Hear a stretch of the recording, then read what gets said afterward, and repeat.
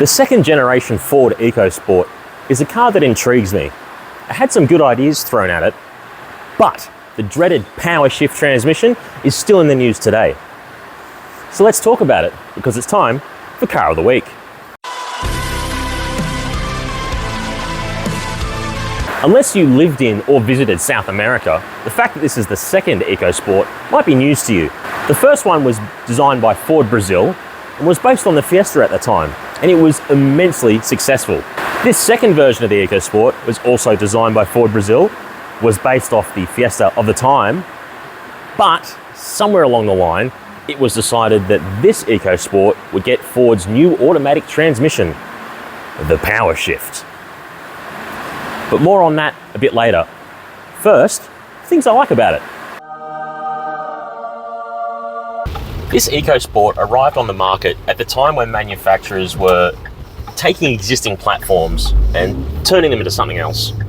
Ford also had the Escape, or Cougar as it was known here, coming from the Focus, and specifically here in Australia we had the Territory come out of the Falcon. The Fiesta this is based on is a really good little car, so you get a lot of those characteristics in this driving experience as well. It gives you a nice high driving position without being in a massive vehicle, but nothing is free, so there is a touch of boatiness to it as well. But overall, still a great little drive. Australian EcoSports had two engine options to choose from. A 1 litre turbo engine, which was a brilliant thing, or a 1.5 litre naturally aspirated engine, which this one has. And it's sufficient. It has about as much energy as I do before I've had coffee. Functional, just not enthusiastic. I have driven a Fiesta with the 1 litre turbo engine, and it is an absolute ripper. You can only get it with a manual transmission, so the far superior choice, for me at least. This has a 5-star ANCAP safety rating, as tested in 2013. The cabin is well proportioned in these. There's heaps of nooks and crannies for stuff. I quite like the control layout. It's easy to take in and looks modern and important, even though it's just the usual car functions.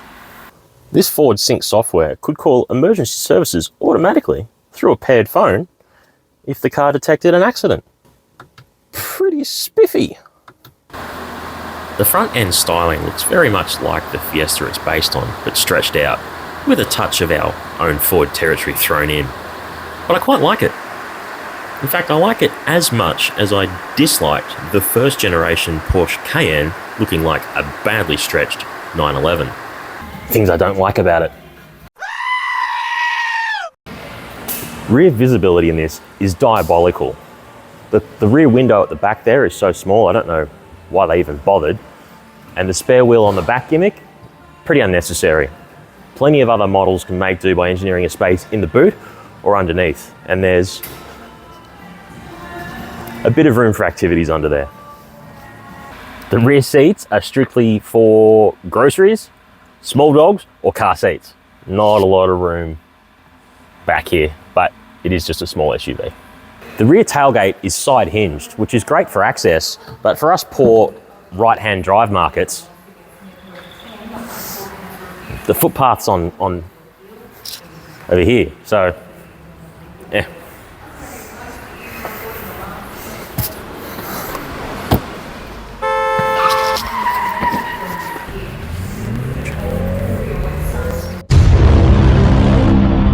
Right, so Ford's Powershift.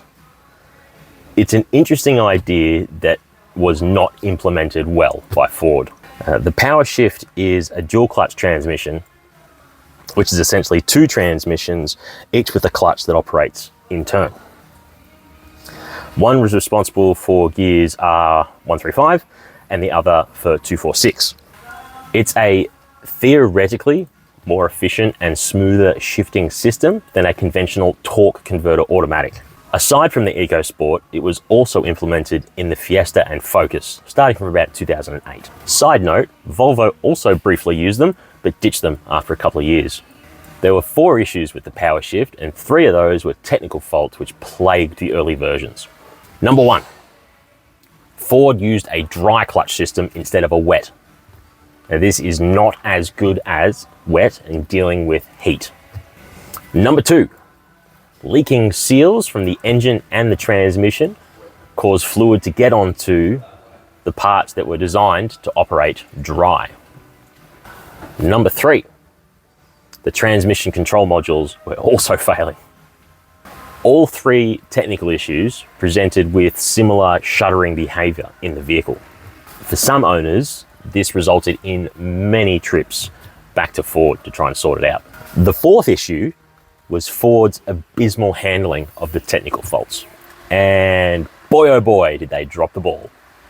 If we skip to the end, due to Ford Australia's treatment of customers, they were issued a $10 million fine by the federal court. This was the equal highest ever fine issued at the time for what they labelled as unconscionable conduct.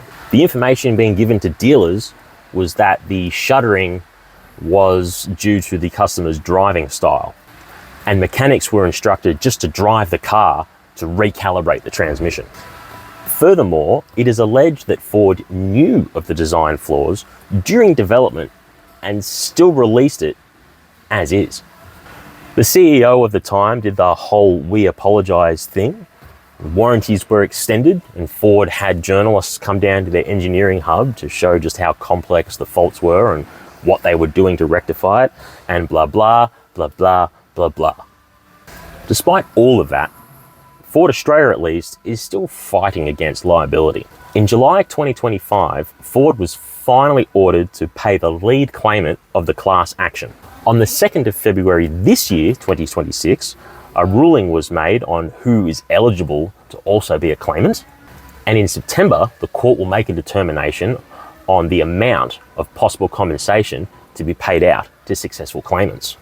For the moment, there are estimates on the potential damages to be paid out to be nearly $200 million. This is not a bad car. It was just overshadowed by the ongoing sagas with the Powershift. The manual option was a great drive.